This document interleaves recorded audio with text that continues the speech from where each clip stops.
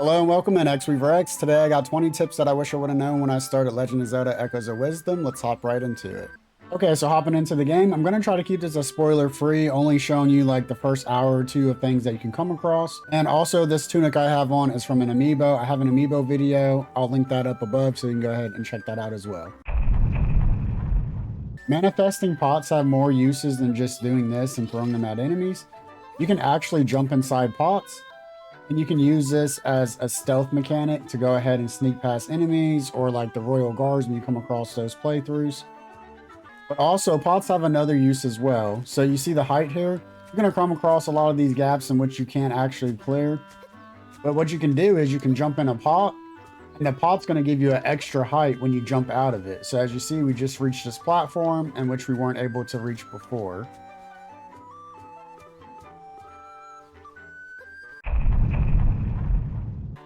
Spinning is faster than just running. But did you know when you spin, you actually do move faster on land as well as in the water? So if you jump in here in the water and spin, you'll also move faster as well. Also with spinning, we can parry certain enemy projectiles. As you see, we can parry these Octorok rocks they shoot at us. That only works on certain enemies though. For example, these spear moblins here, we're not able to actually parry these spears they throw at us. We'll just take it right to the forehead, so keep that in mind. And one other thing you can do is put the fire out. If you catch yourself on fire, you can go ahead and spin and that'll put the fire out faster as well. And finally with spinning, when you get these blobs on you, if you spin, you can outrun them.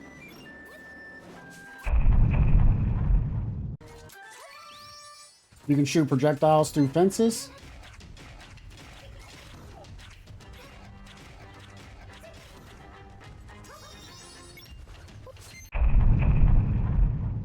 If you're low on fighter energy, come over here to one of these voids and go ahead and fight the dark enemies here to get your fighter energy back up.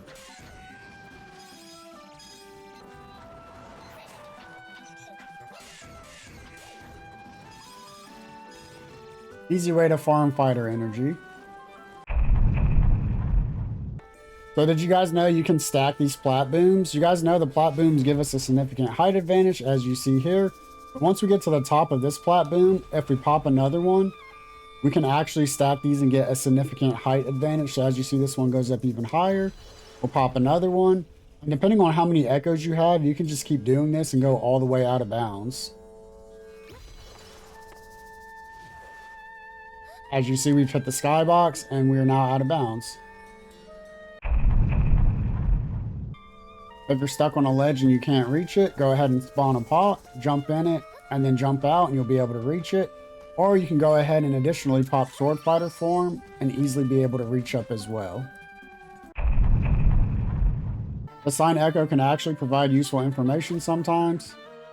Most of the time it's gibberish, but other times it will provide information for you. As you see here, you could probably use this as a show, but only once. So yeah, play around with the sign. Again, sometimes it'll give you information that might be helpful, but usually it's just gibberish. Sometimes a good lie down in bed is all you need to feel better. And speaking of beds, that leads us to our next one. As you guys all know, beds do heal us, but at an alarmingly slow rate until you get further beds. But did you know you can actually heal faster if you just go ahead and jump in and out of bed? It'll significantly cool down the heal rate here.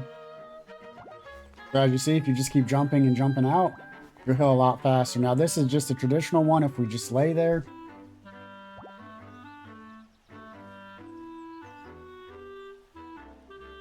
It was significantly slower versus just jumping in, jumping out, jumping in, jumping out, jumping in, and jumping out. As you see, that heals significantly faster.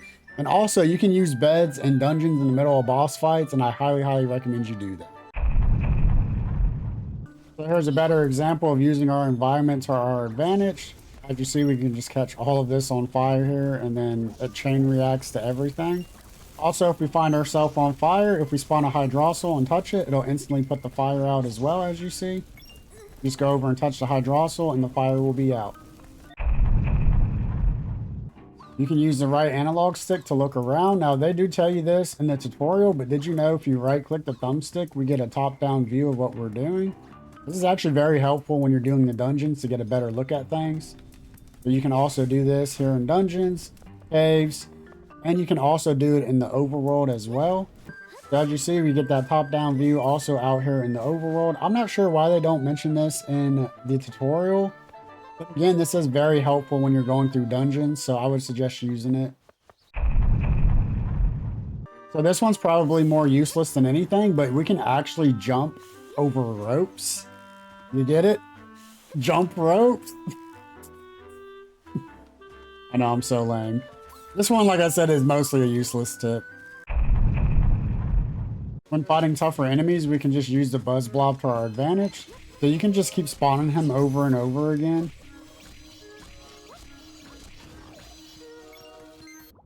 Buzz Blobs can also be spawned in the water. However, they do die once you spawn them into the water. But you can just spam them like this and keep doing infinite damage. So they have a very good use in the water as well. You can also use the fire here above your head to deal with pesky enemies from above. Just hold it above your head, and then as you see, the thing that's attacking you from above will just keep getting hit by it. And that's an easy way to go ahead and kill the enemy using your environment as well. Using certain echoes will allow us to travel Hyrule's land a little bit quicker. So the Carmadilla, for example, we spawn it in, grab it with try, and then go ahead and use the bond. And as you see, we can kind of travel a little bit quicker than if we didn't do that. The flying tile is another example here. We can also just hop right on top of this as well. It doesn't last very long though. If you ever need a restock of fairies, you can always visit the Great Fairy here, and you'll always have 2 fairies every time you walk into the cave here. So this is a great way to restock your jars.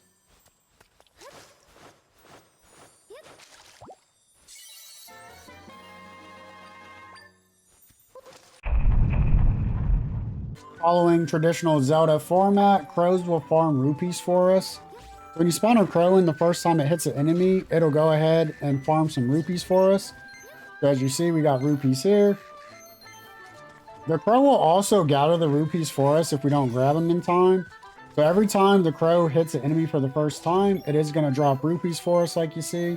And then also it'll grab the rupees for us, as you see there. So this is a nice way to go ahead and farm some rupees. There's a lot of things in which we need rupees for upgrades and certain materials.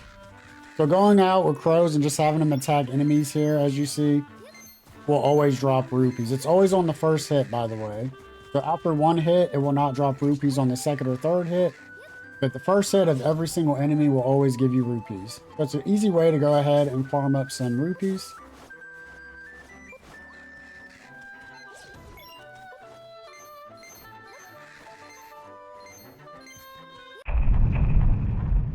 So now I'm going to show you something else we can do with the crows. You're going to go ahead and spawn one, find it, turn around, spawn another, grab it. And then what you want to do is hold R, release R, hold R, and then you just keep releasing and holding. And this is a great way to go ahead and gain altitude. Now we can do this infinitely all the way up to the skybox. But again, this is a great way if you're trying to go up, you know, and get a certain height. I want to show you guys one other thing I discovered using the crows. I've dubbed this to be called meat kiting.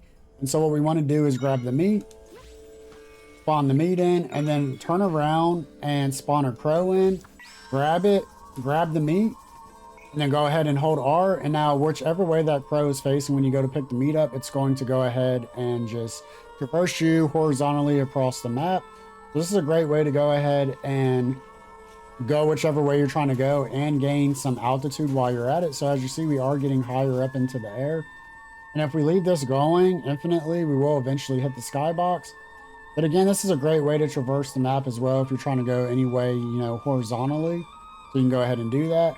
Then all we got to do is just release R to fall down. And then if you're wanting to go back up, you just hold R again. And yeah, this is something I discovered.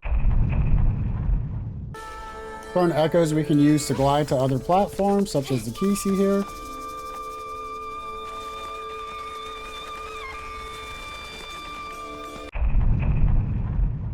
If you're in a spot that has a lot of grass, you can go ahead and summon a P-Hat, and it'll act as a lawnmower and go ahead and cut all the grass for you. So it's a nice way to go ahead and clear out areas that have grass. Then you can just Z target to bring it wherever you want it to go.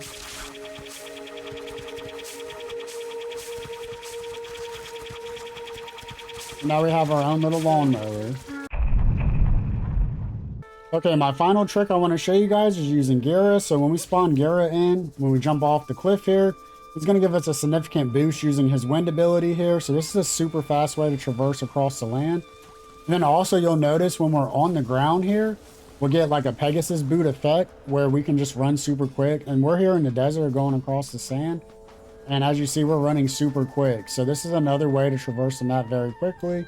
Is grab the Gira and then you'll be able to traverse very quickly. So there we have it, guys. That's 20 tips and tricks that I can offer you. These are things I wish I would have known when I started the game.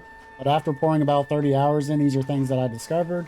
If you guys have any other tips and tricks, comment down below to let us know. And if you found this helpful, please consider leaving a like and a sub. It goes a long way. And we'll catch you on the next video. As always, peace and prosper. Much love. We'll be seeing you on the next one. Bye.